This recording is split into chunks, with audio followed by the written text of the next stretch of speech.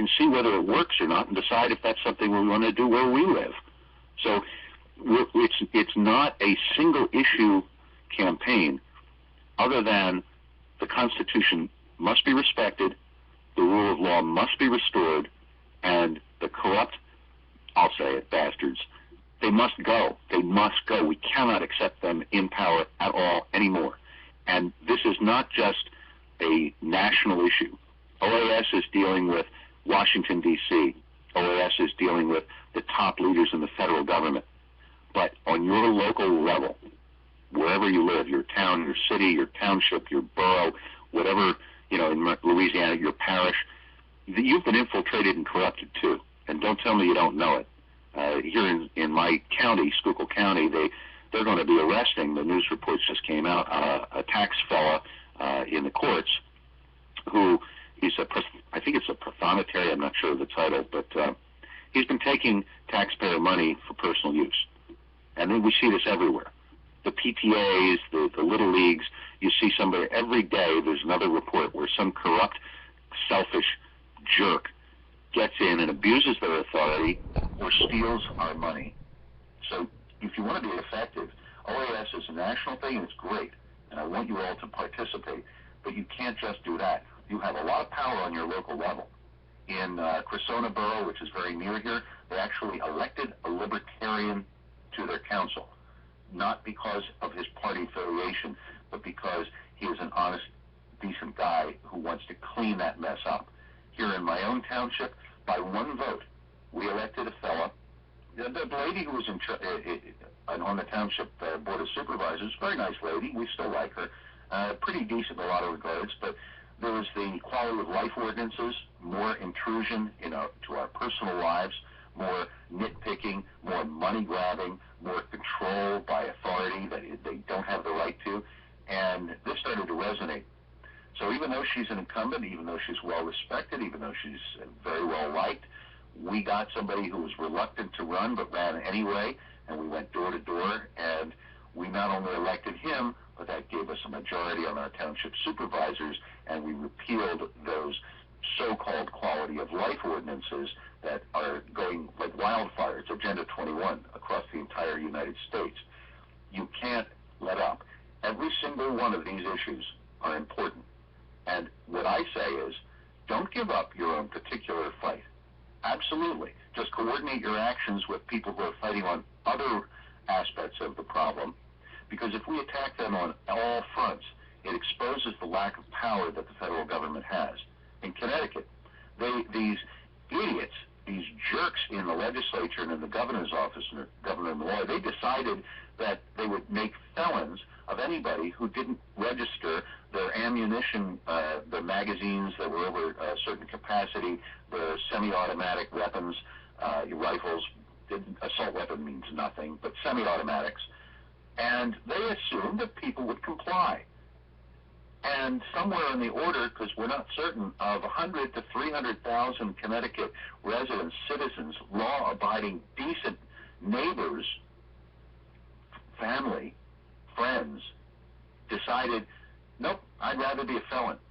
Now, that government, that powerful Connecticut state government with their state police and their, they've got helicopters, they got tanks, and what the heck are they going to do against 300,000 armed people who just say no? That's what we need to do, is say no. And that's what OAS is about. It's about saying no to this corruption. And we're not looking for radical changes. We want restoration of the rule of law, and we can work out all these differences in debate among ourselves. Clayton, the host, and I have spoken a couple of times before this show, and in some areas we have 100% agreement, and in some areas there's some overlap, and in some areas we disagree respectfully. And there's nothing wrong with that, and I'm not saying that I'm right and he's wrong, because I could be wrong. The point is, we have the right to have a government that we control, where we can debate these issues, where we can try different things in different states, in different areas. Colorado is legalizing marijuana. Let's see how it works. Let's see what works well, what doesn't, what is unique to that state, what might be translatable. And in a year or two, I think it would be appropriate for Pennsylvania to say, well, now they've had some results. Let's examine those results, compare it to what our state has, and decide if we want to do something similar, something different, nothing at all. That's up to each state. And that's the way it's supposed to be run. Dan, not by some... Yeah, I wrote about this. I've always been on the side of marijuana. I went out to Arizona. I went out to California 45 years ago, 50 years ago. I left Texas because they passed a helmet law. I don't like to ride with a helmet. So I went to Arizona, and I smoked pot. I smoked pot here in Texas years ago, back when it was 99 years. It was a penalty of 99 years they could give you in a court. And that's one of the things they threatened me with after I came back to Texas, and threatened me with a 99-year sentence. Now, I've never stolen anything from anybody. I've ridden with motorcycle clubs. They weren't gangs. They were clubs. They were clubs. Vietnam vets, Hells Angels, Banditos. They were all friends of mine. And while I was in prison doing time for marijuana in Texas, which is now, you can do the same thing 20 states if you bribe a doctor. And one state in Washington, I think, is right behind them. But I wrote science fiction novels about exactly what you're talking about. And in my science fiction novel, 46 states decided to abolish all the laws against victimless crimes. And if you wanted to kill yourself with heroin, if you wanted to blow your brains out with methamphetamine, you could do that, and they would provide, you know, inexpensive cremation or burial for your bodies. I don't believe, to this day, I don't believe that we need to put anybody in our prison and feed them and clothe them and provide medical care for them because of something they had in their pocket, something that they put in their body. I think that is a violation of our Constitution. I think if they don't have habeas corpus, if they don't have a victim, they don't have a crime. Well, and, you know, on the issue of marijuana, it's real clear to me. And I don't smoke. It's been years since let me put in a little addendum before you say this. Oh, go ahead. For our Constitution, our Bill of Rights, and our flag were all made out of hemp. For 100 years, the Encyclopedia Britannica was printed on hemp paper until William Randolph Hearst was bribed with that castle on the hill and demonized hemp, turned hemp into marijuana. Now, I don't care what you know, we're a nation of drug addicts right now, and it's all been given to you. They're given to our veterans. They're given to your children by legal drug dealers that they call doctors. So that's my opinion. Now, go right ahead here. Go ahead. All right. Well, as I said, I don't smoke marijuana. It's been quite some time, and I will admit that unlike Bill Clinton, for many years I rarely exhaled. But when it comes to drugs, human beings take drugs, and what I told my daughter when she was really little was that drugs are good because they do stuff that you need it done. And if you have a problem and you take a drug and it solves your problem, then that's a good thing. With a headache, you take an aspirin, the headache goes away. On the other hand, all drugs can be abused, and all drugs can be a problem for certain people. There are some people, little kids can't take aspirin. They can end up with really bad problems. 50 people a year die of aspirin. Yeah, and some people who, if you have a stomach ulcer, you don't take aspirin. All right, I take aspirin. As far as whether it makes sense or not for somebody to do it, I think that's up to them. For me, it makes me fat, lazy, and stupid. I don't need it. I used it for chronic pain control. Now I just have to deal with the pain because I can't afford to have my head be hazy in any way, so I just don't do it. But if somebody else wants to do it, my question is not whether they're doing marijuana. My question is, are they committing any crimes that harm any other people? If they're operating tractor-trailer or a freight train and they're stoned out of their brain on any drug, including these terrible psychoactive drugs, these potent drugs that are prescribed, like Ambien and Lunesta. These things are whack.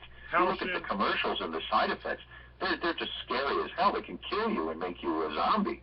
They tried to do that to me, Dan. They tried to do that to me. My phone was tapped. I had an accident arranged. I was hit hard enough to roll a road king over me 3 times. They rushed me to the hospital. Said, "Man, this guy fought us all the way. He didn't want to get on a stretcher. Didn't want to get in the ambulance." Got to the doctors, got to the hospital, and they kept me drugged for 3 months on Halcyon, Haldol, Valium, and morphine, and for 3 broken ribs. For 3 well, broken ribs. The thing is, if somebody wants to do it on their own and they're willing to accept the consequences in their own life, assuming there are any, many people drink or smoke pot or take whatever drugs they take without, and they hold their jobs and they maintain their families and they don't rob people and they don't break into homes and they don't steal or that's fine.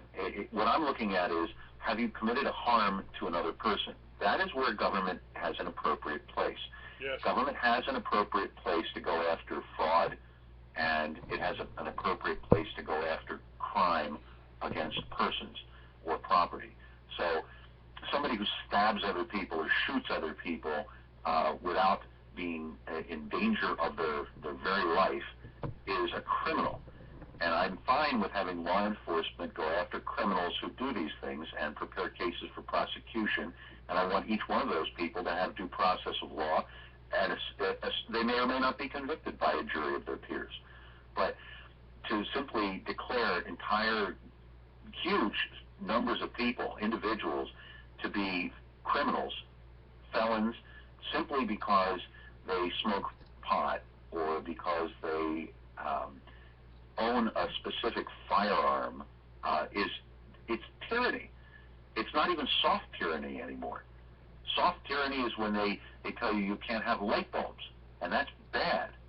But when they actually can break into your house, when they can shoot your pet or your grandma, when they can get away with horrible, horrendous offenses against constitutional liberty, that is tyranny. And it's happening more and more, and more people are waking up. Just getting back to the idea of groups working together so we don't get bogged down with specific issues, I was very pleased. I cried a little, and I don't cry a lot. I'm a middle-aged man, and I'm pretty damn tough-minded about things. But having come from the left and taken a long, painful, slow journey to constitutionalism over decades, I felt a loss from all those decent people on the other side who just didn't get it. And last year, in October, in Washington, D.C., there was a very large rally about the NSA and the revelations that Edward Snowden had provided on their spying on everybody, which is a direct abrogation of our constitutional rights. And on the dais were groups like FreedomWorks, and there was I'm trying to remember the specific groups, the right-wing groups like that, Tea Party Patriots. The NRA was up there, okay? On the same dais, saying the same exact message was demand progress, fight for the future, the ACLU, and then groups in the middle which have absolutely no political agenda whatsoever, like Electronic Freedom Foundation, which simply says that the internet should be a free exchange of ideas without corporate or government control of it, because the people have a right to speak with each other. And that's their entire issue. They don't care what party you're in. But they were all up there together. And I looked at the audience, people who were listening to the speeches, and they were hippies, like I used to be. And there were guys who were, crew cut military guys. And there were suits, people who had been rhinos until just recently when they woke up. And there were plenty of just ordinary, regular Americans. There were union people there. And they were all on the same page saying, we want our rights to discuss and debate freely without government or corporate interference, because we have those rights. They're our natural rights. Personally, I believe they are. I agree with our founders. They are God-given rights. But you don't even have to believe in that. There are atheists who I can work with, and I do, because they want the Constitution. If their choice is to believe that there is no God, if their choice is to not worship in any particular way, I don't agree with it. They have the right to do it. They have the right to speak about it. That's fine. They're not going to convince me. I'm fine with that. I'm not going to even try to convince them. This is what I've been telling my audience and my readers for many years, 20 years. The Constitution protects you. You can worship any way you want. If you want to bang your head against that wailing wall, knock yourself out. I'll watch. You want to get on your hands and knees, stick your nose in the dirt and your ass up in the air, I'll try to see. If I'm in the neighborhood, I'll try to keep the St. Bernard off of you. And if you want to get on your hands and knees and pray to God for a Cadillac, I'll put in a good word with him so you don't drop it on top of your fat ass. And you know, if you want to hug trees, go ahead. I got a pair of tweezers here. You can maybe I'll loan you. You know, I don't care who your grandmother slept with. I don't care where you were born. I care about what your actions are. I care about what your heart is. Well, you know, Clayton, I can't know, thank God, and I do thank God for this, I can't know anyone's heart. And so far, even the NSA can't read our minds. People have a right to the privacy of their thoughts and their feelings, but they also have the right to express them if they choose. And if they choose, they have the right to not be molested for their views. Now, that doesn't mean we can't disagree with them. There are people who will try and defend so-called freedom of choice when it comes to aborting children. I can't get behind that in any way whatsoever. The very first thing that led me away from the progressive movement was abortion. When my ex-best friend and my ex-girlfriend, and there's a reason they're ex, they got together and she got pregnant. And both sides were still talking to me, but they swore me to secrecy. I couldn't talk to the other. And I didn't know what an answer was, and they didn't know either, and they were really strongly considering aborting the child. What we came to after a long, painful series of discussions, a lot of crying, a lot of laughing, a lot of wondering what the future would bring, was that this was a child who was unique, that this person had their own DNA, their own identity, and they had their own right to a life. And they got married. They had a kid. The kid is in his mid-30s now, has kids of his own. He's a very decent man, and that wouldn't have happened if they had aborted this person. They had murdered this person. I'm sorry, but that's what it is. I do have some suggestions for the whole abortion issue. Just make it retroactive. Well, you know what? Don't laugh. That's not a laughing matter. In Pennsylvania, at the University of Pennsylvania, one of the major medical ethicists, as they call themselves, although I've seen no ethics involved, his name is Singer, and he is in favor of infanticide. He says that if you're going to accept abortion, there is really no difference because the child is still completely dependent and has made no positive impact on society. If you want to kill them after they're born, nobody would disagree with the fact that that's murder. And they go further. There's a fellow in England who says, look, up to the point where the child is an actual functioning member of society, which means your teenage years or beyond, you can end their life if for any reason, because it's inconvenient. I'm sorry. No, I'm not sorry. I keep saying I'm sorry. The thing is, Hitler did not come for Jews first, and he didn't just come for Jews.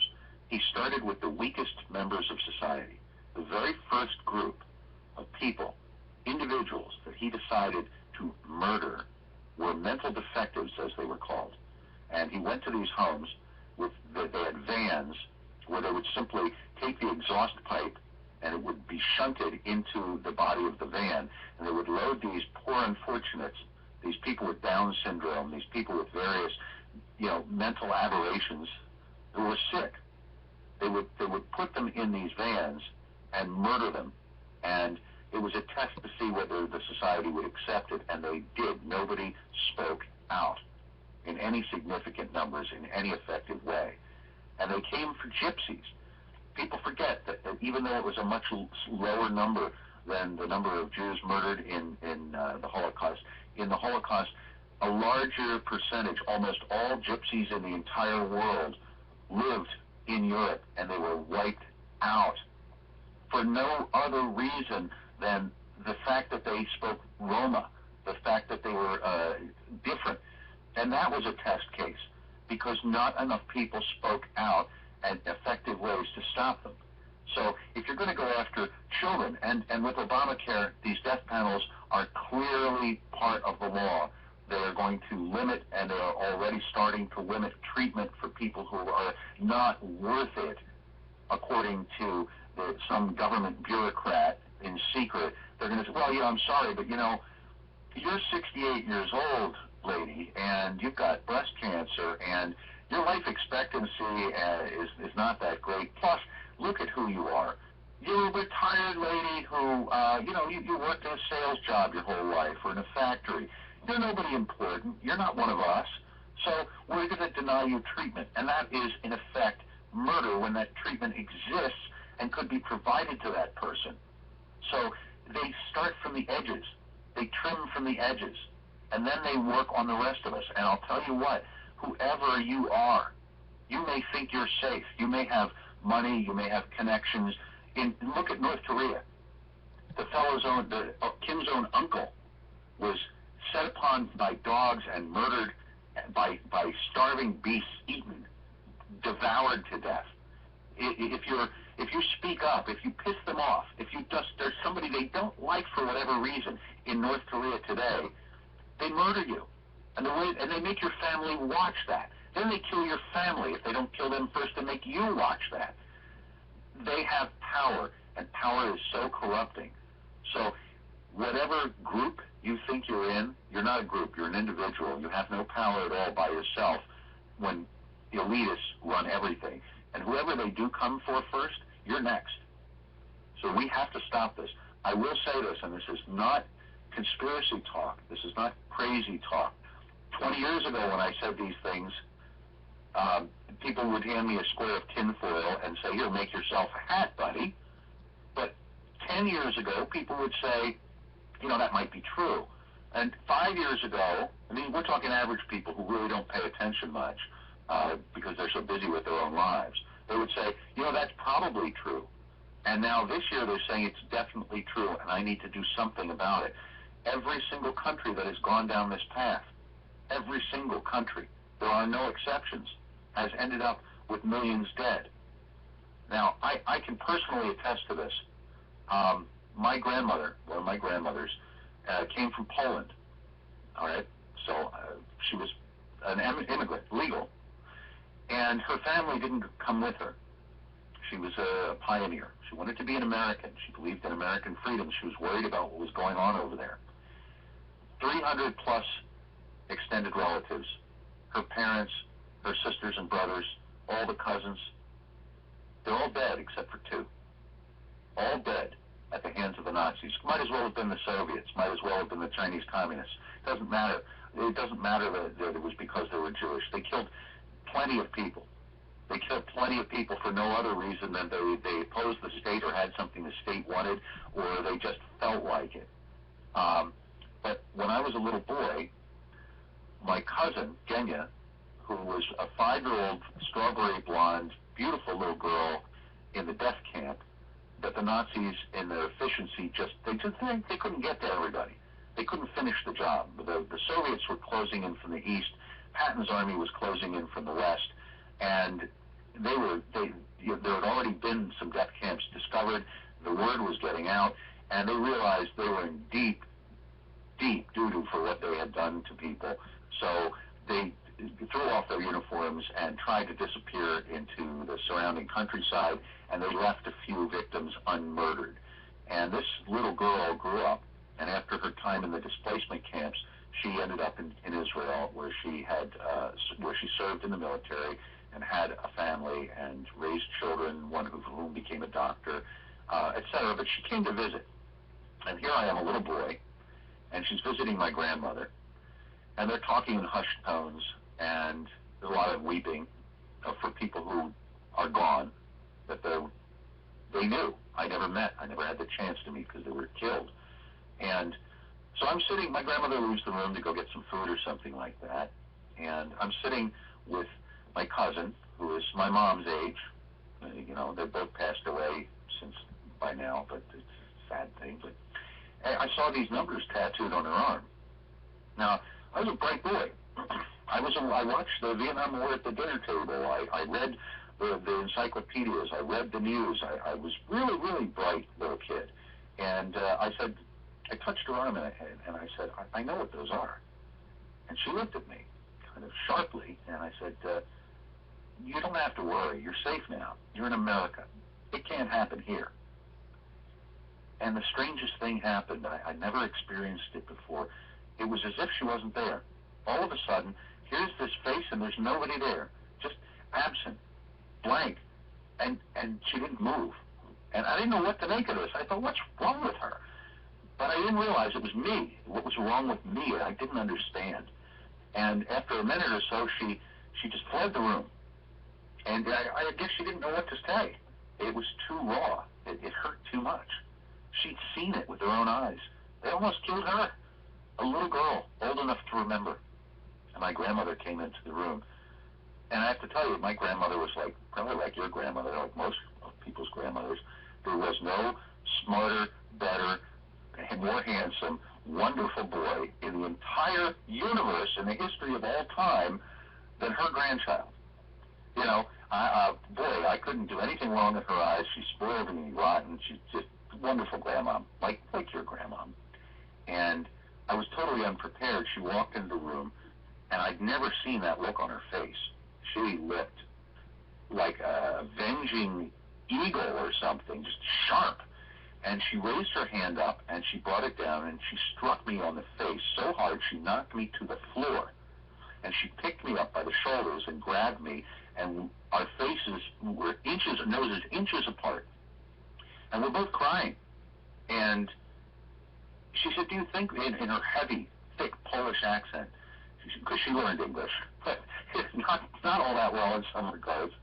And she said, do you think we were savages? Do you think we were animals, that we were uncultured? We had universities and theaters. We had books. We had parks and picnics and factories, and we had homes and families. We were the same as you in America today. And we never thought it could happen there. She says, it can happen anywhere. And she made me promise. She made me give her a promise. And I don't take any promise lightly, and this one is in my heart. She made me promise never to let it happen here. Well, we're not that close to that right now, but we are heading down that road, and we are just about at a tipping point where if we lose our power with today's technology, the elites who are in charge will have the ability to do what the Nazis, what the communists, what the whatever you want to call him. Idi Amin had no political ideology at all. He was a madman, but he did the same thing because he had the power to do it. We cannot allow anyone to have power over us in that regard. No one can be trusted in that sort of power, and we're heading down that road. So that's not my motivator, and I know it's real because I see sporadic examples happening all the time. Look, if you look at the Drudge Report, forget the nightly news, forget that mainstream stuff. There's not a day goes by where you don't see the IRS targeting somebody, when you don't see, here, look at Drudge right now. Questions of them confiscating most of our money in taxes and fees, taking our freedom. I'm looking down the list without looking at specific issues here. Just basically giving themselves a pass for illegal and immoral and corrupt activities, and then going after groups that are doing nothing wrong except disagreeing with them. It's happening every single day, and it's happening more and more. I want to reassure people about one thing, though. I keep telling you people that they have the power, and people doubt that because they haven't exercised that power. They have no experience of that power. And then I mentioned, as I said at the top of the show, that there are more armed hunters just in Pennsylvania alone than all armed agents in the entire United States. But if you want to talk about power, they were so scared, these elites, of what had happened in 2010, where the people began to take back power through Tea Party movement, that they targeted the Tea Party and conservative groups. But I want to remind people that they didn't just target Republicans, and even Tea Party people weren't necessarily Republicans. They targeted groups like True the Vote, which is completely nonpartisan. It has absolutely nothing to do with any political party or candidate, but simply wants a free and fair election. They want to make sure that if you're entitled to vote, you have a vote and that it's counted, and that if you're not entitled to vote and that if it's fraud, it is not counted. They targeted them.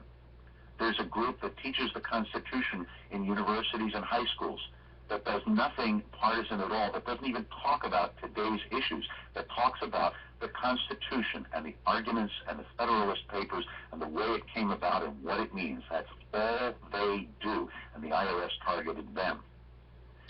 The power to tax is the power to destroy.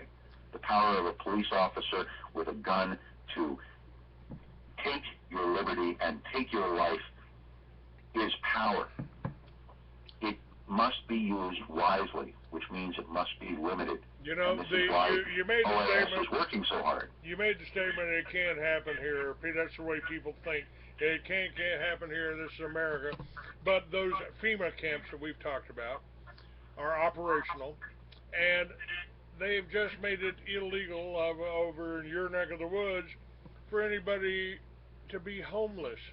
And if they're homeless, you can check into the FEMA camps, but you can't just check out. You can't leave without permission. That's not in Pennsylvania. Was that in Pennsylvania? No, they don't have anything like that in Pennsylvania. Are you talking about New York State, I think, possibly? There's some places. It could have been Connecticut. It could have been one of those I'm not places. sure. But, yeah, it's interesting when you do look at these pictures of FEMA camps. I'm not opposed to the idea of having a displaced person camp for natural disasters. This winter, I know Texas got hit pretty hard too, but you wouldn't believe the negative temperatures, below zero temperatures, and the blizzards we had and the power outages. We were hit hard with Hurricane Sandy. People were out of power for weeks on end. There's been flooding. It's been pretty bad, in places over time. And it's a good thing to have a place for people to go if there's a big disaster. On the other hand, when I look at the pictures of these things, the barbed wire, there's barbed wire, first of all, on top of the fence. Why? Then the barbed wire is all tilted inward so people can't get out. That's not acceptable. It's one thing if somebody wants to voluntarily go to a displaced person's camp because, hey, my house is flooded out. We have a lot of rivers here, and if we get a lot of rain, we get flooding. And these people have to have a place to go, and if it's going to be longer than just a day or two where they can go to the local high school up on a hill, that's fine. But you can't take people without constitutional protection.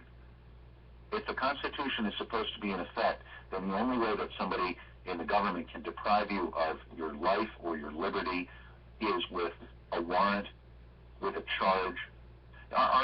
Your readers are probably pretty in on this, but maybe not. I mean, you're probably getting a lot more listeners with this OAS thing, and because so many patriots are starting to really pay attention from all walks of life. I just want everybody to be aware that according to the National Defense Authorization Act, which has now been done twice in two successive congressional terms, Senate terms, and signed by the president, they took a bill which usually deals simply with paying for military. Just paying, here's the troops get paid, here's money for tanks or whatever it is, here's money for rifles, for ammunition. And they inserted a provision in NDAA, National Defense Authorization Act, which permits the legal, but unconstitutional, in my view, completely, but the legal seizure of people without warrant. A non-uniformed team of military can come to your house in the middle of the night, snatch you up without a warrant, without a charge, hold you secretly, indefinitely, in an undisclosed location. and then lie to a federal judge when the family gets a lawyer and goes to federal court and says, I'd like a writ of habeas corpus, and the judge says, fine, present Dan Gray in my courtroom on Monday morning at 9 a.m. and show me, do good cause, show me the reason why he should continue to be detained. Otherwise, you have to let him go. And they can say, we don't know who Dan Gray is, we've never heard of him. While they have me and can do whatever they want to me at that time. And don't worry, folks, they're not going to come for you. Most of you don't do very much. Most of you, unfortunately, you're starting to be aware, and you're bitching to your friends, and you're complaining, you're maybe sending some angry tweets out, or making posts on Facebook with little, posters. And it's good. They're not coming for you yet.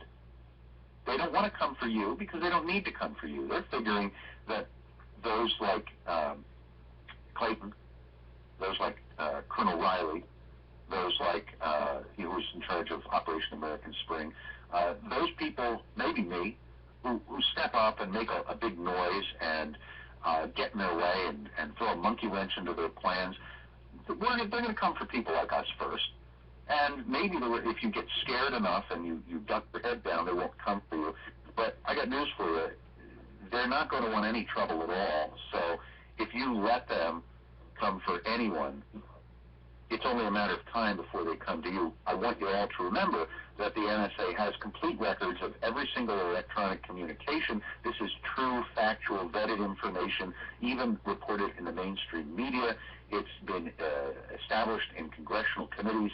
There is no doubt that they have complete records of everything you've ever said and done in the last 10 to 20 years on the internet, whether it's an email, a tweet, a text message, and they have computers which are sophisticated enough to do language analysis so that it can tell what you've said, and this flags it for an agent.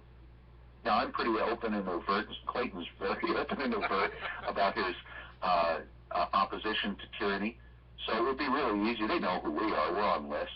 You guys are on lists, too. I have to tell you, I walked into after they passed Senate Bill 1959, which made us into homegrown terrorists. That was the beginning of the fusion centers, which is basically allowing the expansion of the MJTF, the Multi-Jurisdictional Task Force, allowing the feds to come in with the National Guard and all that, militarize the police forces. That was the beginning of it. As that was beginning, I took a bundle of my latest magazines into the FBI office in Albuquerque. Took me a number of times to get in. I had to go back and take my knife off, take my flashlight off, take my phone off, put it back in the vehicle. And I went in and I laid the bundle of magazines down on the agent's desk. And I said, I just wanted you guys to know who I am. So I brought a magazine for everybody in the office, everybody in your building. That was really nice of you. I mean, they might have had to pay for that. You did them a real big favor, and I'll bet you that there's some people in that office, while they may not be very overt about it because they do have jobs, that are oath keepers who were actually learning something. I've told them, I said, look, the guys, there should be no problem between us. We both took the same oath. That's right. I have too. There are a lot of folks out there, by the way. I want you to realize, guys, that the government elites are our enemy. Government workers are not, and corporate workers are not necessarily our enemies. Many of them are on our side. Look at Snowden. He blew the whistle. And you see whistleblowers all the time. The only reason why we know about Senator Reid's son's Chinese land grab is because someone blew the whistle. And someone used Freedom of Information Act requests. And there's a lot of really decent cops and government officials who are trapped the same way you are. They got a job, they can't afford to lose their job. That's right. The question is whether or not they'll obey illegal orders. Well, now, I met with Alan West, Colonel Alan West. I'm sure all your viewers, your listeners know who that is. Last September, there was a meeting not far from here, and I was lucky enough to ask him a question, which ended up being an article that I had published in the Washington Times. I asked him, given the illegal orders that are coming down from the administration, given the purging of generals and colonels and even majors that got down to that level of really good patriotic officers on trumped-up charges, do you believe that sworn military personnel would follow illegal orders? And he said no, he does not believe that, because he has a lot of faith in, and this guy, he led from the front, and his men love him. You know, they know him, and they all testify on what a good, decent leader he was in the military. His men would follow him into hell. He gave up his body armor to a trooper that needed him because he wanted his men protected before he was protected. This is a good guy. Now, I question whether he was right entirely. The good news is I think he is partly right. I think about half of sworn military personnel would refuse illegal orders. The bad news is about half wouldn't. First of all, the military does break down your individual will and teaches you do what you're told. Secondly, they're taking these youngsters and giving them so much of the psychoactive drugs that a lot of them can't think straight because their brains are addled with this crap. And I'm not saying bad things about our young veterans and soldiers. I know a lot of them, and they're saying the same thing. So anyway, to get back to, you mentioned Waco and Ruby Ridge earlier as well. There was an incident that happened before Ruby Ridge and before Waco in Philadelphia in 1985. The move. That's right. I was there that day. I was in a tree on Cobbs Creek Parkway with binoculars and trying to get an AP reporter out of the tree. I'll tell you what happened that day because I was there, and most news reports got it wrong, and the White Commission, which was chairman by a congressman named White out of Philadelphia, which whitewashed the whole thing, was wrong, just as many of these other commissions were wrong. The Warren Commission report left things out, gave misinformation and wrong conclusions. The MOVE group was a bunch of nuts. They were a religious cult, back to nature, mostly black guys and ladies. They all took their last name Africa. They didn't wash. They ate raw food. They had rats running around. It was, they walked around with rifles. They didn't commit any crimes that were major, but they were real. I have friends who lived on that block up in West Philadelphia, and these were really wacky dudes. And there was a theft of utility services. They had put an illegal electrical hookup, which was dangerous. It could start a fire.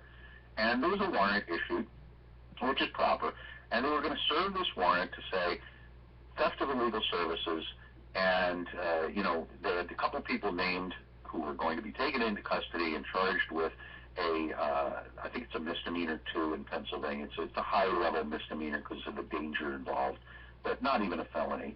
And then they were going to have the utility company simply disconnect the illegal connection. That was it. It was supposed to be served at 6 o'clock a.m.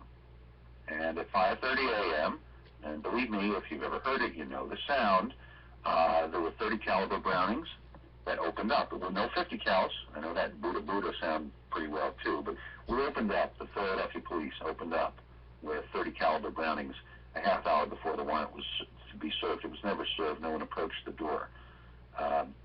That day, they kept these people inside the house, including women and children. And then the Philadelphia police bomb squad put a C4 charge together in a satchel, and a state police helicopter hovered over the house, and these MOVE people had built a kind of a bunker. It was a wooden structure on top of the roof where they could kind of row homes, where they could kind of look out over the neighborhood. It was stupid, but it wouldn't stop a bullet. I mean, I could fire my deer rifle at it, go right through the thing. It was wood, all right, not that thick. And they dropped a satchel charge, and it caught fire. There may have been some gasoline cans up on the roof. It's unclear, but it caught fire. And then no one was permitted to go in, so there were no firefighters who kept at bay, and no one was permitted to come out. when people tried to flee the flames, they were shot down. Little children died in that fire. And there was a big stink here in Philadelphia. We had a mayor named Good at that time who was anything but. And they got away with it. No one cared because these are crazy people. But these crazy people, these people whose religion or whatever it was, this cult that I certainly didn't agree with, these annoying people were targeted for deliberate murder by the state. And because nobody cared, Waco happened and Ruby Ridge happened. And it almost happened in Bunkerville. But people stood up. I refuse to accept government murdering people. It's different if you have some kind of a bank robber who shoots a bank guard and one of the customers, and he's in a wild car chase, and he enters a house, and the police see him enter the house, and they bust through the door, and they knock the guy down, and he raises a gun up at them, and they shoot him dead. That's justifiable. It deserves a full investigation, but that's exactly what we would expect of government to do, to protect us.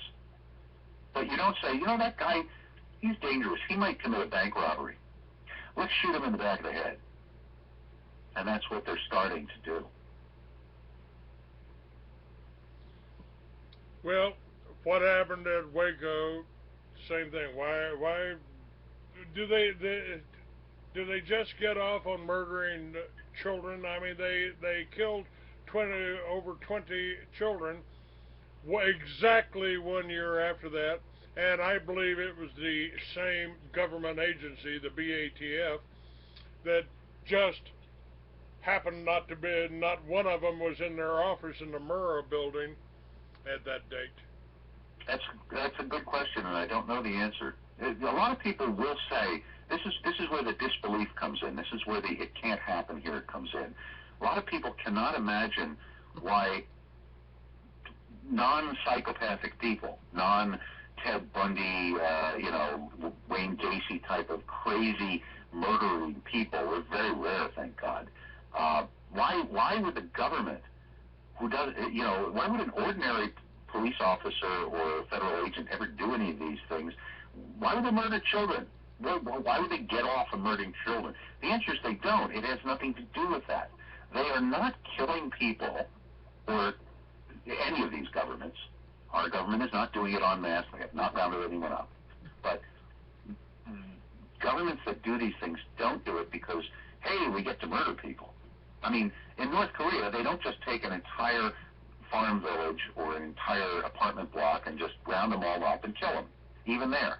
No, what they want is control. Control requires fear. It requires getting rid of the troublemakers and keeping everybody else in line. Hitler did kill millions and millions of people. Stalin killed millions of people. Mao killed millions of people. But there were many, many millions, many more who were not murdered. And the reason is because they were so damn scared that they kept their head down, did exactly what they were told, and allowed the elites to have power, because by the time it got to that point, there was no way for them to effectively fight it.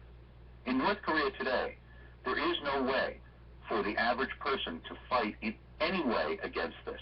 Not only don't they have any weapons of any kind, not only are they under complete surveillance and control in a total spy state where everybody is reporting on everybody because of fear, but they're starved. The average North Korean who is not a member of the elite, the elites are just about as tall, just about as strong, they weigh just about as much, their IQs are just about as much as a South Korean, and which means they've improved since the Korean War because of good nutrition and good hygiene and good medical care. The average person in North Korea is smaller, weighs less, and has less IQ. They're actually stupider, through no fault of their own, than the average person in either Korea before the Korean War. Because one thing that children need, besides a good loving home and hopefully a mom or a dad or both, one thing they must have is adequate nutrition. And if they don't get that, their bodies don't grow and their muscles don't develop. Interesting. Isn't that yeah, what? and they don't have brain power. One thing that South Koreans have found when they get North Korean defectors who have managed to escape to China and then are repatriated into South Korea, they try and take these people and bring them up to speed.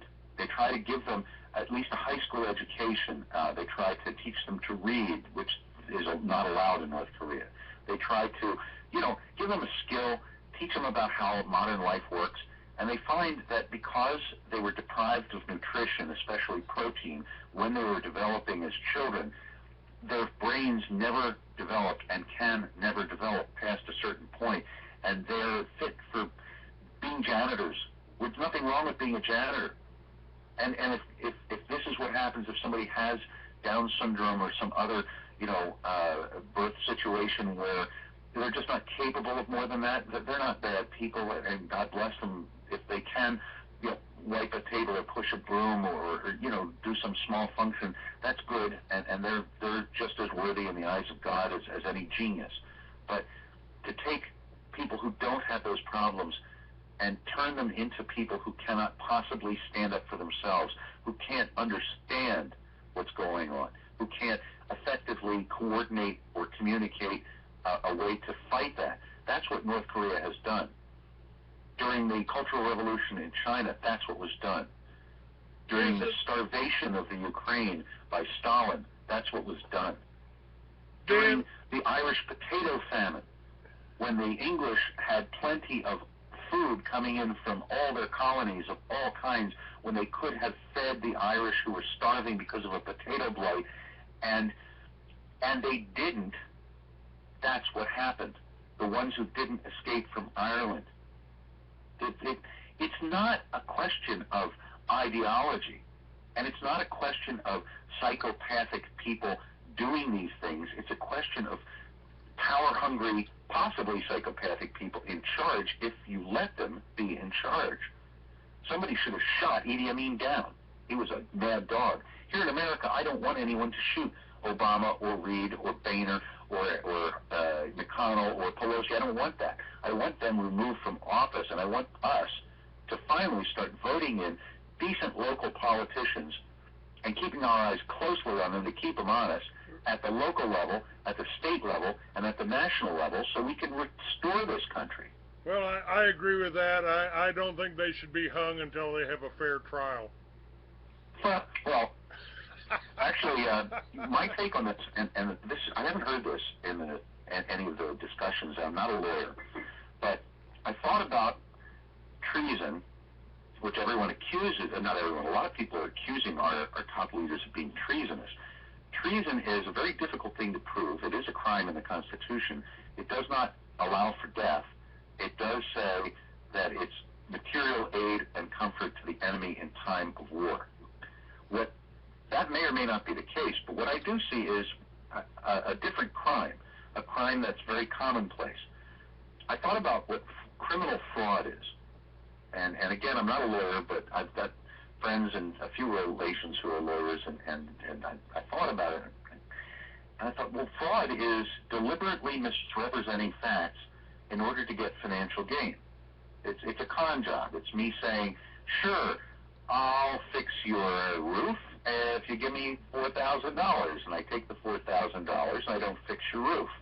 That's fraud, especially if I had no intention and never even bought any roofing materials. Okay. Are you aware? Excuse me for interrupting, but are you aware that on March 7th, 1933, Roosevelt pretty much pledged all Americans as collateral to the banks with the emergency I don't really banking. care about any legal agreements that are made that are not proper, and here's why. I do know something about contract law and about constitutional law, and what it is this. If a law is made that says that X is true, but the law does not permit X to be true, then the law is null and void. If I write a law that says you do not have the right to speak freely, that is not a valid law. It is null and void because the Constitution says you do have the right to speak freely. When I work in the unemployment office, it's my day job, and I deal with unemployment law just a very simple, very straightforward, very narrow thing. And some companies will have a worker, as a condition of working there, sign a thing saying that if I lose my job through anything other than lack of work, I'm not eligible for unemployment benefits. And these companies will send this, ha ha, look, he's out of work. He quit because of health reasons, or he was fired for unsatisfactory work performance, or whatever the reason might be. And they'll send it in to me and like in triumph. See that? He signed a piece of paper saying he's not eligible for benefits. And I remind them that unemployment law in Pennsylvania and other states says a person is eligible or not eligible for a specific benefit based on facts and unemployment law to be decided by an unemployment claims examiner and not by the claimant and not by the employer. And I don't care if he said that, because he was under duress. And that's another thing in contract law. If somebody holds a gun to your head and says, sign this paper, it's worthless. It means nothing. You didn't sign it freely. So when I look at these federal and state officials, I consider that they are guilty of a standard felony criminal offense, which is a felony. In different states it's different laws, but it's all under the same basic philosophy of you said something you knew was not true in order to get financial gain. And that's where, even if they don't take a bribe, if you swear an oath to the Constitution to uphold the Pennsylvania, in our case, Pennsylvania Constitution, your case, the Texas Constitution, and the United States Constitution, and I'm not talking about mistakes here or debatable things, but if you do something that is clearly unconstitutional, and you took that oath, then you lied in order to get your salary and your benefits and your pension, which is a material gain. Therefore, you could be sued under fraud statutes in state courts. And I'm going to start promoting that as soon as we're done with Operation American Spring, which is coming up May 16th in Washington. Now, to get back to American Spring, because that's what the show's about all month, we want 10 million people in the streets of Washington. That's a small percentage of the people in the United States. It's going to be mostly from eastern states because it's easier for people to travel.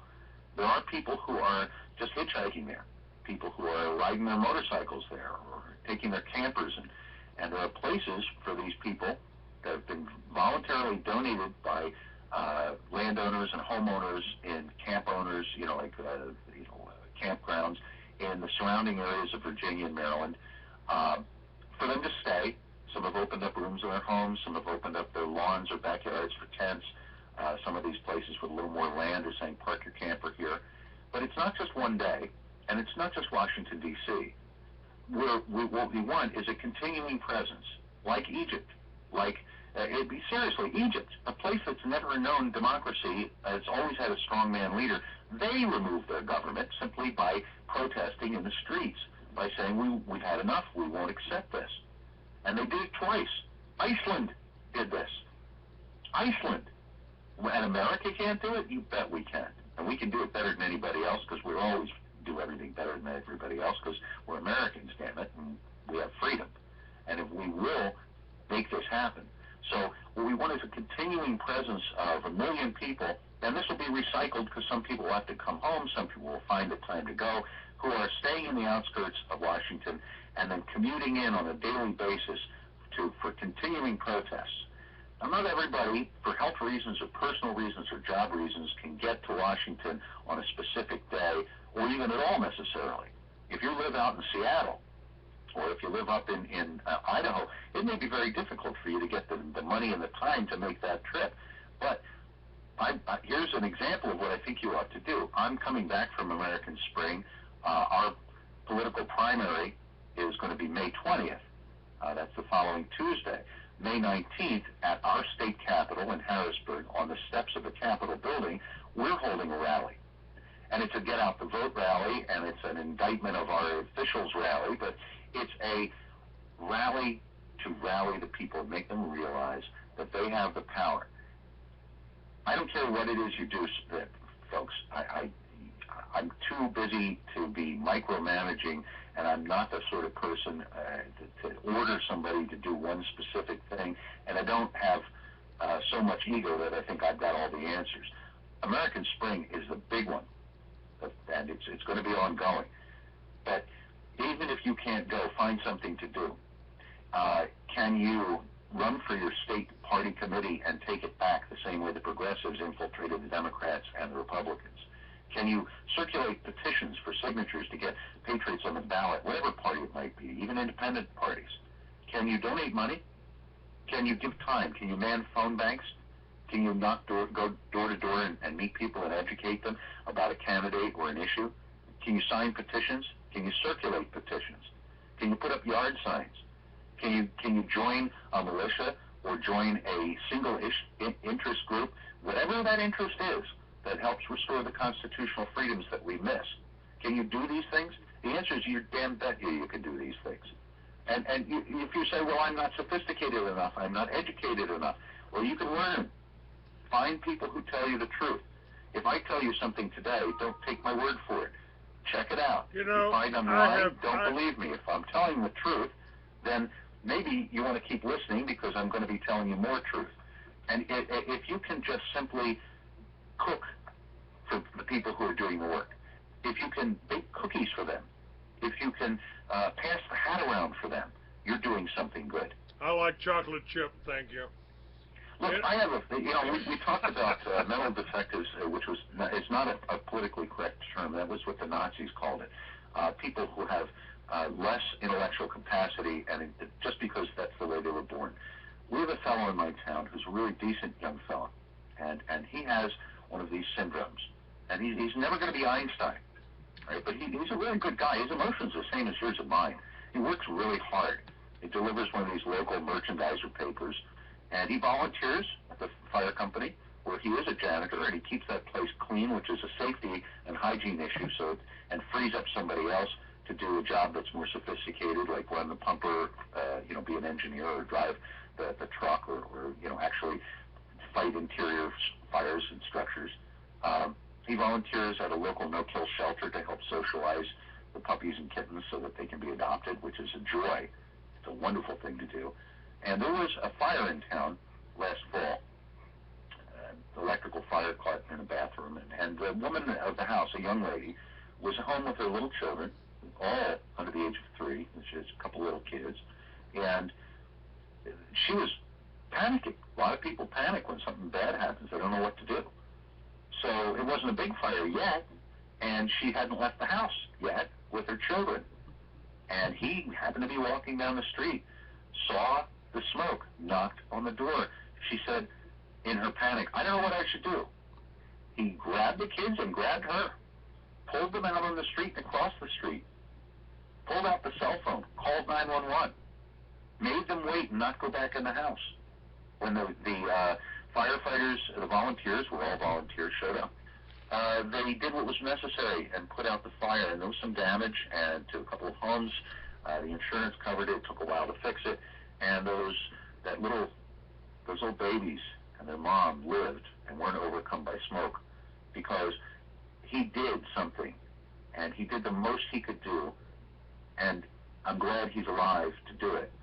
And whatever it is you can do, you better damn well do it. Most of you are far more capable, far more intelligent and sophisticated than my young friend here in town. That's not his fault, and you can take no pride in your intellect. You didn't cause it. That's a gift from your parents or from God or however you want to believe it. But you've got a responsibility. And if you won't do it for yourself, for others, rather, if you won't do it for your children and their children, if you're that selfish, you do it for yourself. Enlightened self-interest tells me that when my neighbor's house catches on fire, I have a duty to save it, because if I don't, my house could catch on fire. So if you're a totally self-centered person who just wants your own life and the way you like it, that's fine with me. I'd rather you did things for other people. I won't criticize you if you decide to do just what you want to do with your life. That's your pursuit of freedom. But if you don't step up and join in this fight right now, you're going to lose that. You'll have nothing. So there are no excuses. I don't care who you are. I don't care what your situation is. I don't care if you're unemployed. I don't care if you're tired. I don't care if you're sick. You will find some way to help to the extent that you're capable of doing it. It doesn't have to be, and I won't judge you I have a friend who he's probably dying. He's having really, really difficult health issues, very, very difficult health issues. And what he's doing to help our movement is he's praying for people, not for himself. He's praying for other people. He's offering some small amounts of material support, what he can afford, to groups that are local. He's offering, and if he does pass, as we all will, it'll be a sad loss, but he is offering, while he's still here, the wisdom of his whole life, the experience of his whole life. When he goes to these meetings and he tells them, when they bring up issues, this is what worked in my life, this is what didn't work, this is what I've seen work, this is what I've seen not work, here's my advice. He's offering what he can offer, and I won't criticize him because he can't make it to Washington, or he doesn't have $1 million to donate, or he can't write for national publications, or go on and have a radio show like Clayton or whatever. But you've got to do what you can do. You must do it now. There are no more chances. There is no more time. Well, you're right. You're right. And I've always referred to myself as the canary in the coal mine. They will come after me first, and they have. They've tried to kill me. They've tried to silence me. They've interfered with $1 million deals. I don't know who they are. Somebody did. Somebody that had enough money to contact every stockholder in a major corporation. They contacted them and told them what a anti-government, right-wing, radical, racist, anti-Semite I am, to queer the deal. I mean, and now it's happening to you. I mean, now they're going after people that are following. One of my ways to confront this, I asked myself years ago, how do we fight these? How do we fight these people? They've been around forever. How did we live 100 years ago? How did we live before the Federal Reserve took over? And I came up with the idea that if we restored the self-sufficient family farm, the self-sufficient family farm is the basis of every civilization. And we could do that. We could do that in our own neighborhoods, because where did your neighborhood? Where was your neighborhood? Where did your neighborhood come from? It came from somebody's farm somewhere. We built houses on there, surrounded, and the whole Liberty Village concept. That's every small town in America. Every small town in America grew up around farms, were surrounded by farms. They gave people. They had the saloons. They had the stores. That's where people met. That's where they came to the courthouse. We can do that. We had a good system. We can restore that. If there are a lot of good ideas of the past that are worth conserving and bringing back. I wouldn't bring back actual racism. I wouldn't bring back a lot of bad things we had. We were never that shining city on the hill, and we never may be, but it's the quest for that makes us great. Here in Pennsylvania, I'm going to play the little tease Texas game a little bit. People think of Texas as a very rural state, and it's one of the most urbanized. Pennsylvania has more small towns than any other state in the nation, and we have a larger percentage of small farmers than anywhere else. The next valley over, we have a lot of mountains here, is good friends of mine, and they're all small family farms, and they're just awesome people. And yeah, I agree with you on that. But what about people who live in cities? And my take is this. You can have all kinds of different people in America, and they're all just fine, and they can all work in their own ways voluntarily and work together and work for whatever they want to work for, and I'm fine with that, and I don't have to agree with them on every single issue. There are people in the Green Party. Not really my take on a lot of things. I'm an environmentalist, but not their way. That I can say, look, I do agree with you on restoring the Constitution so that you can have the right to voluntary associations. We had a Green Party candidate for governor we interviewed recently on a different radio show. And I can agree with him on some things, disagree with him on others. But if he's willing to work for Constitution and common sense with the money, then I'm willing to work with him, because then we have the ability to debate to our heart's content. If somebody wants to live in Manhattan, where I don't even like to visit, to be honest with you, it's too crowded for me, good for them. I like living in my very, very small town in the coal regions with farms and trees and coal mines around. It's good for me. Somebody wants to live in the desert. Again, that's not my take. I've been to the desert. It's okay. That doesn't feel like home to me. But if the Bundys want to live in the desert, I've got no objection. I've been to Nebraska, which is full of really, really great people, and it's flat as hell. It's just really flat. I like mountains. I'm not saying that it's a wrong place to live or that these people are wrong. They're living their dream. They're pursuing what they want to pursue. Some people, I used to live down in the ocean years ago, and I like that. A lot of people like that. But if you are scared of the water, it doesn't make you a bad person. So the point about all this is that we have to come together in unity, not in these false divisions. That's right. It's not black and white, and it's not Christian and Jew, and it's not Republican and Democrat, and it's not male or female. I have more in common with any average person in this country, no matter who they are, than I do with any of those elites. And folks, no matter what group you allegedly belong to, you have more in common with me, with Clayton, with all your other neighbors and friends and people you don't even know, the average folks, than you do with any of those elites in Washington and the state capitals. I refer to myself as the eternal stranger. My nickname when I was riding with clubs was Loner. And I've been to 49 states. I've been to 9 countries, 8 or 9. I don't know. When you're in the jungles, it's hard to tell where the border is between Guatemala and Belize, so I'm not real sure. And I've met people in every state. I've lived in Miami. I've lived in Phoenix. I love the mountains. I love to go skiing up at Lake Tahoe. At least once a week, I'd go cross country skiing. And I write. I'm a writer. I've got books out. I've authored several novels, some that I haven't even published yet. And I'm kind of like Louis L'Amour. If I write about a mountain pass in Colorado, I've been there. If I write about a bar in Belize, I've been there. So, I offer this to the American people. I didn't start doing this radio show and doing this magazine and starting the militias, doing whatever I could for myself. Certainly hasn't benefited me financially, and that's why I ask for donations from people. But, some of us can't fight. Some of us don't have the ability. Some of us can't ride a motorcycle, like Gary Busey, for instance.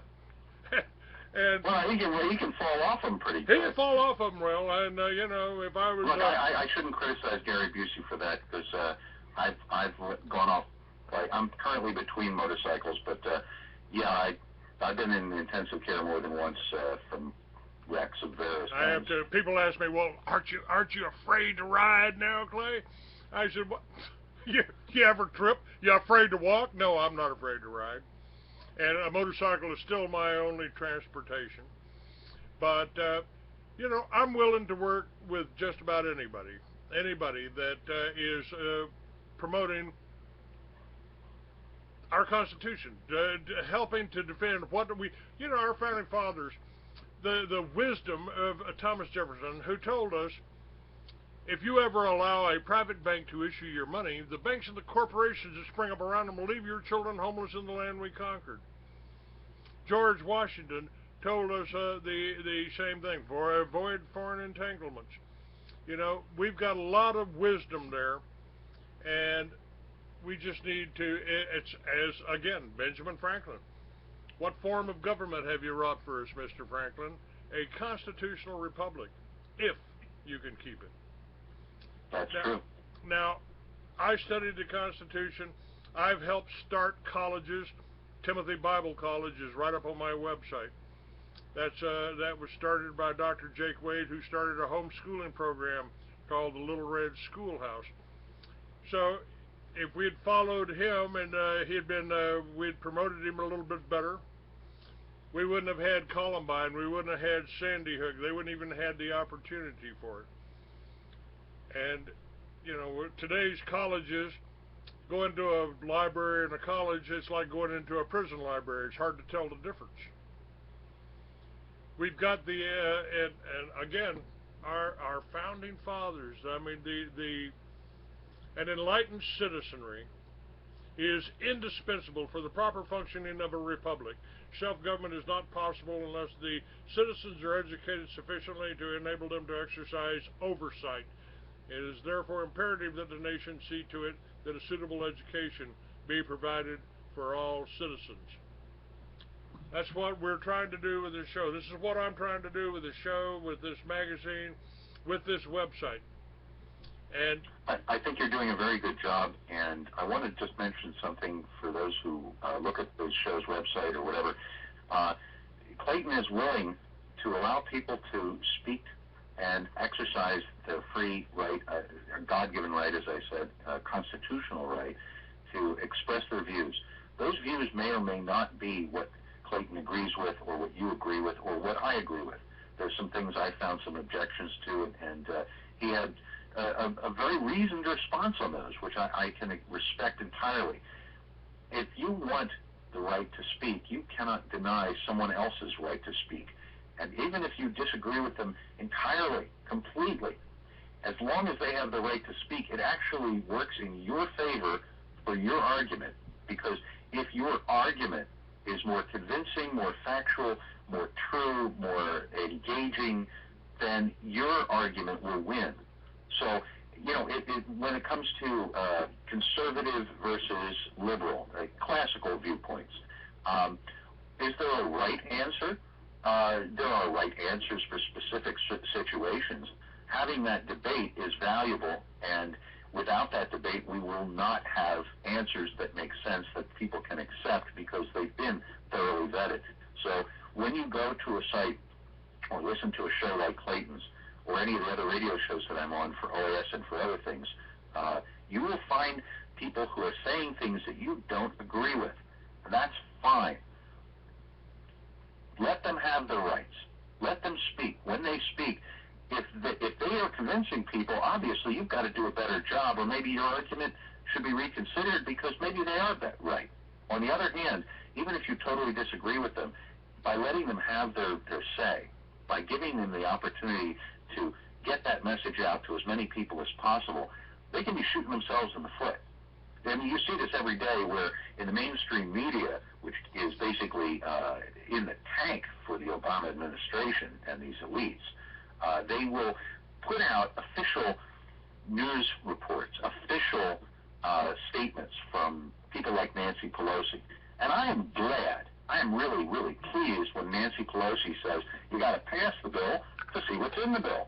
I want her to have her freedom of speech, because when she says that, when she said that, that was the death of Obamacare, no matter what else was in the bill.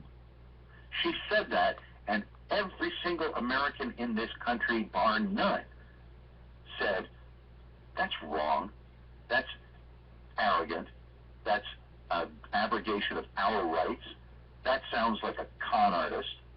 So, good, I'm glad she had her speech.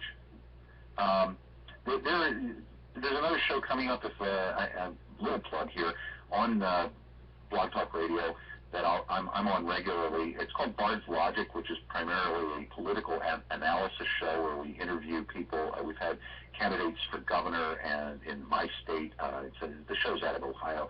And we've had people who are experts in Common Core and who are running for office in other areas, Green Party people, Tea Party people, Republicans, all kinds of people. Well, this Wednesday, coming up on Bard's Logic, on podcast, we're having Matt Bevin, who is running against Speaker Boehner in Ohio, and it promises to be a real good show. And I got a message from Harry Riley. He'll be on my show Thursday, and I appreciate you trading out with him for that day. This show will also be aired on Monday, re-aired on Monday, and Harry just mentioned that OAS has experienced a number of staff resignations over the last several days. Texas Rose, who I met, was our PR, and Randy Wiley, I guess he was the OperationAmericanSpring.org forum manager. He regrets those losses of skilled and productive members and wish them well. And other personnel will be applied. I've told Harry that if he needs help, I've been in marketing, I've been in PR, I helped start Indian Motorcycles, and of course at least I'm given credit for starting the militias. they Well, and it's much appreciated, and you are doing a lot. I just got that same email from Colonel Riley, and it does say under operational impact, and this is something that's not just about American Spring that I want everyone to think about. It says, when we lose valued and productive members, it causes a temporary setback, but nothing fatal. We recover and continue our movement to action in D.C. As indicated in his previous letter about the Nevada issue, he was talking about the same thing we were out in Bunkerville. We are inspired by American patriots, some of which were OAS personnel, standing up against tyranny in Nevada as OAS is challenging it in D.C. Folks, I told you a few moments ago how I demanded that you step up and do something. Well, there are going to be situations where you can't do what you want to do or what you were doing. If you lose your job, or you're in danger of losing your house, or you lose your health, or a family member is in trouble, it's going to cause an impact. And I want to just let you know, I'm not going to call you bad or wrong if you have to take care of your personal business and it's a real emergency. These things do happen. Others will step up. But whatever you can do, you must do. If you are really like the 92 million people that aren't counted right now in the state or in the country, they've supposedly left the workforce, even though they didn't hit the lottery or marry rich or get too sick or retire. They've left the workforce when the workforce really left them. If you're poor and you can't afford the gas money, if you're in danger of losing your house, you may not be able to go and attend a lot of these things, but you can do things online. And you can do things in your immediate neighborhood. Whatever it is you can do within your capabilities is what you must do. Don't judge yourself too harshly if you have to step down. I don't know all of the personnel in OAS. It's a big organization. It's spread out. I did get to meet by phone and by email Texas Rose. I will say that she did an excellent job. And whatever she's going through right now, our prayers are with her. And it is just a situational change where someone else will step up. This is combat, folks. There will be some people who fall for one reason or another. And in combat, you can fall because somebody shoots you, or you can fall because you trip and break your leg. You can fall because you get food poisoning because there was just something bad in the food that you ate. Whatever happens, somebody has to step into that breach. The objective must be reached. This is a military operation in a sense, a militia operation in a sense, even if you're not the person who carries a gun. Remember, in the military, for every person who goes into combat, there are well over 100 support personnel who are necessary to make certain that that person can go into combat. There are people who do the payroll, people who provide the uniforms, people who make sure the ammunition is proper, that resupply or do the engineering of their weapons, to fix them. Dan, that is exactly what we need here. This is what I need. You complimented me on my website. I do it all myself. I do all the magazines. Every magazine that you read over there's 12 issues, 11 issues that are for free that you can read the whole thing on. And I present a lot of different views. It's not just my view. I mean, I don't care whether you're Methodist, I don't care whether you're Baptist, I don't care whether you're Church of Christ, I don't care whether you go to, what your religion is. I don't care. It's my opinion, personally, that if you're omniscient and omnipotent, well, you're certainly God, but if you can do everything and create anything and you know everything, then you got to be bored to tears. So you created us and gave us free will, so we can make the decision whether we want to be good or evil. We can make the decision exactly what we want to do. And by the way, I've got that from tomorrow. Let me finish. Okay. Dan Johnson will be on my show tomorrow, Tuesday, April 15th. He's with pandaunite.org, and I think that's possibly who Colonel Riley is referring to, who's working with OAS. Yeah, Don Johnson, State Operations Center. Is it Don or Dan? Don, isn't it? You know what you're saying just a moment ago, I can even take this out of the realm of religion. Look, I have my belief. I believe in the Lord. I'm a Jew, but I'm not observant. I guess like Ben Franklin, I'm a deist. Some of our founders were deists. All that means, if you want a title of some kind, is believe in the same God as you do. I read the great religious texts. I believe in the Bible. But that's personal, and other people don't have to even listen to what I have to say on that regard. That's up to them. But the freedom of choice to be good or evil is not a religious or a moral precept. It is a clear, logical. You can be completely divorced from any sort of thoughts of religion. Good is being beneficial to yourself and others. That is what good is. Good is helping yourself be healthy and lead your life. Good is going a step further and trying to do some kind of non-harmful thing, some benign thing that makes the world a little bit better place. And evil is harming yourself and harming others. Now, when you harm yourself, I'll tell you about it. I'll tell you that I don't agree with you, and I'll try and help you if you want the help. But I can't ask the government to step in if you're trying to harm yourself and say, no, because it's them that would define what harm is. They could say I'm harming myself by being a patriot. They could say I'm harming myself by being so open and risking their retaliation. They could say whatever they want. But if you're harming others, that's clear. So we all agree that somebody who goes and hits someone on the head to take their wallet, regardless of their motivation, whether it's because they want money, because they like to hit people over the head, or because they don't like the skin color or the religion of that person or whatever it is, that's evil. Well, when government has power that's unchecked, they're capable of extraordinary evils. Extraordinary evils. And it cannot be permitted. They're heading down that path, and if we step up, I'm convinced we can take this back. We can have, like Czechoslovakia had against the Soviet Union, a velvet revolution. Václav Havel, who was elected to their first actual freely elected president, was a poet. A poet. The guy wrote poetry, okay? And they elected him president because his poetry was against tyranny, and he pissed off the Soviet leaders so bad that they put him in prison. When he got out of prison, he was the best spokesman and the truest advocate that they could come up with. And I don't agree with everything he did when he was president of Czechoslovakia by any means, but he did what he did in a free and open system that they had not experienced before, that they deserved to experience. I don't know if any of the top political candidates that are currently running on the national scene are worth our time. Some seem to be, some might not be, some might not be what they seem. I do know many, many local candidates who are totally decent people. And I'm not saying that they won't be corrupted if we can get them elected.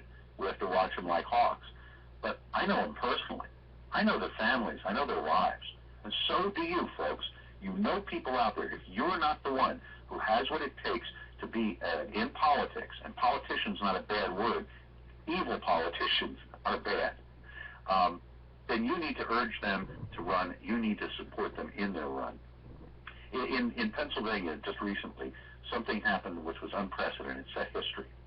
We had a Republican who was in office as a state senator, and it looked like he was in trouble because this is in York County, which is just above Maryland and Pennsylvania, central Pennsylvania, south central Pennsylvania, and this guy looked like he was in trouble because he's a really, really corrupt rhino politician. he resigns, says it's health reasons, and then the next thing you know, he's got an appointment from the governor to a really high-paying position, and they declare a special election, which really wasn't required, and then they support this candidate. The Republican Party puts up somebody who's a shill. The Democrat Party puts up somebody who is a shill, and the people were supposed to just simply accept this choice of the evil of two lessers and make the choice between the lesser of two evils, and they're both the same. And this fellow named Scott Wagner, who is an independent businessman who is very successful. He's done quite well. He stepped in, and he's well known in his local community. People know him. He's not a stranger. He's not a carpetbagger. He's not some guy who just says stuff. What he says, people agree with, and they know he means it because they've known him a while. And he did a write-in campaign. You know, write-in campaigns. When's the last time you ever heard of anybody winning a write-in campaign unless there was nobody else on the ballot? You know? So it was a three-way race for state senator, a special election, and it was between the endorsed Democrat, endorsed by their state committee and the unions, and the endorsed Republican, endorsed by the state committee and the unions, and this guy who really wasn't a politician at all, never held office, and they went after him like crazy when he said he was going to do a write-in. They spent $100,000 in TV ads saying nasty things about this nice fellow. Well, he's a wealthy fellow, and he spent $125,000. They went back and forth. He ended up spending $750,000 of his own money. Now, for local races, as I mentioned here in my township, we won with a zero budget by one vote because we went door to door and met all our neighbors and told them about the issues and asked them for their support. But this was a state senator race in one of the biggest counties in Pennsylvania. There's a lot of money on the line for contracts and taxes and all those other things. So he spent this money, and the results came out. He got basically half the vote, and the other two got basically a quarter of the vote. In other words, the endorsed Democrat and the endorsed Republican together didn't have as many votes as a write-in candidate had.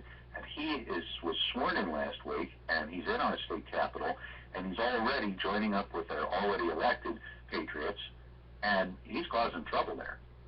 And this can happen. People need to step up. He did not set out to be a politician. He's not one of these guys who was right out of college, becomes a legislative aide, finishes his law degree, gets into position after position after position, and just rises through the ranks. He didn't marry the boss's daughter. He's not a corrupt man. Now, I agree with a lot of what he says politically, almost all of it, but I don't have to. You know where he stands. You know when he says it, he means it. You know what he's going to do. You can like it or not. And he's fine with you not liking it as long as you're honest and straightforward about it. He'll try and convince you and show you why he's right. And when he manages to pass his first bill, we'll get to see if it works or not. And that's the way to judge political candidates. Anyone who thinks that it's a foregone conclusion that all is lost, they better get themselves to Washington or to one of the state groups. They better get themselves involved, because they'll find out soon that we can win. We do win. Out in Nevada, we won. We won without a shot being fired. Yes, sir. And by the way, that story and our resistance broke through the mainstream news. Harry Reid and his involvement with the multi-billion-dollar Chinese solar deal was the deciding factor in the BLM's retreat. But while the spotlight is on Nevada, the BLM is doing the same thing to the ranchers in Texas. Dan, we're out of time now. I'd like to have you back on. Well, thank you. Real soon. I appreciate it. And any way I can help, any way I can work with you, I do need help. I do need some support. I do need a support team. And that's why I'm volunteering for OAS. That's why I'm featuring OAS this month.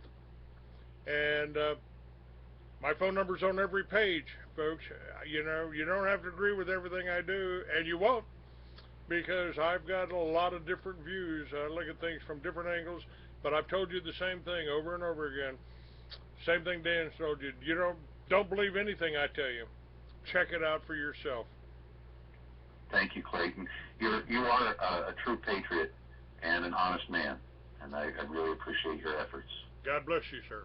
Thank you very much. You're welcome. Thank you. Bye-bye. Bye.